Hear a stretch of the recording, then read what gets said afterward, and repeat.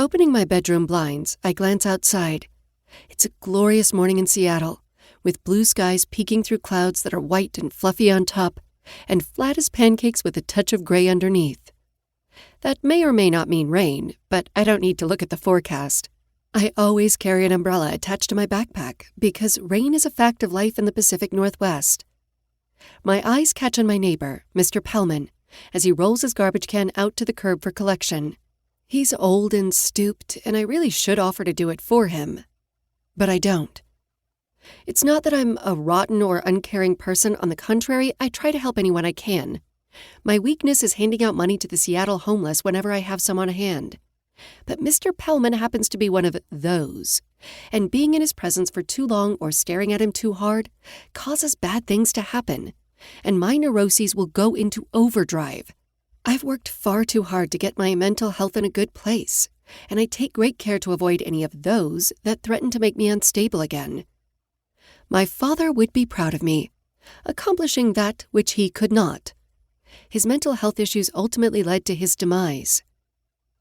I take an extra moment to let my gaze roam my neighborhood, avoiding Mr. Pellman. It's a mishmash of different types of small houses with tiny yards. There are no sidewalks, the grass growing right to the edge of the road, and most of the driveways are pea gravel. It's been my hood since the day I was born almost 28 years ago, and I was literally born in this house, right on my parents' bed. Situated on the northwest side of the city, within spitting distance of Puget Sound, I'm sandwiched between the Broadview and Bitter Lake neighborhoods on a street filled with rhodey bushes and tall evergreens. My home is like most of the others, a Cape Cod style built in the late 40s. It's covered in light blue vinyl with dark blue shutters that could use a new coat of paint, and it has a small uncovered stoop at the front door.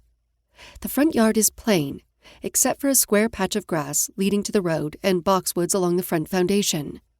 The backyard is where we hang out on nice days, as Dad had built a large deck that holds a grill and a 4-piece table and chair set, along with a flimsy chaise lounge I like to read books on when it's warm enough and overcast, as my pale skin burns easily. At the bottom of the deck stairs, there's a rose garden my mother had planted, and which my dad and I valiantly tried to maintain over the years, but neither of us have green thumbs. It's pretty sickly, but I can't bear to tear it out, as I don't have much of my mother left. My twin sister Fallon and I inherited this house when my father died. We were only 16, and we're fortunate to continue to live here under the guidance of a distant aunt who came to live with us until we turned of age. He had enough life insurance to help pay off the mortgage, cover the utilities and other expenses related to 2 teenage girls, with enough left over to give us both a significant boost to pay for college. At almost 28 years of age, Fallon now lives downtown with her fiancé in a luxurious condominium, the epitome of success. And I live in this square box of a family home that I love dearly, with 3 cool roommates. Smiling, I turn from the window, knowing I need to get going. Layers are required in Seattle because, while consistently temperate, the days can start chilly and end warm. It's the first week of June, which means early 50s in the morning and lower 70s by mid-afternoon.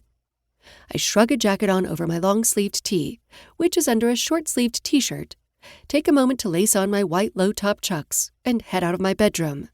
I cross the hall to Rainie's room, formerly my parents' bedroom, and knock on it loudly. "This is your wake-up call. Rise and shine, princess." She mutters something back, but I don't wait around to try to decipher it. This has been our routine for about the entire 4 years we've been roommates here, and she'll stumble out for a cup of coffee in a few minutes. Rainie's in my parents' bedroom because I never felt the need to move out of the one I'd grown up in. Even though her room is larger, there's something about being in the room where my parents were intimate and I was born a squalling mess on their bed, not 2 minutes after my twin Fallon, that just weirds me out. Of course, that bed is long gone, but still, I'm happy in my childhood bedroom. Even on the cusp of turning 28, I still have a Foo Fighters poster on the wall above my bed, my hardback set of Harry Potter books I'd saved up for and purchased myself on my shelves, and a small Tiffany butterfly lamp my dad gave me on my 16th birthday that sits beside my bed. It was his last gift to me as he died less than a week later. In the kitchen, I find Miles at the round table that seats 4, head bent over his laptop. He's in IT and gets lost in coding with a dopey look of pleasure on his face.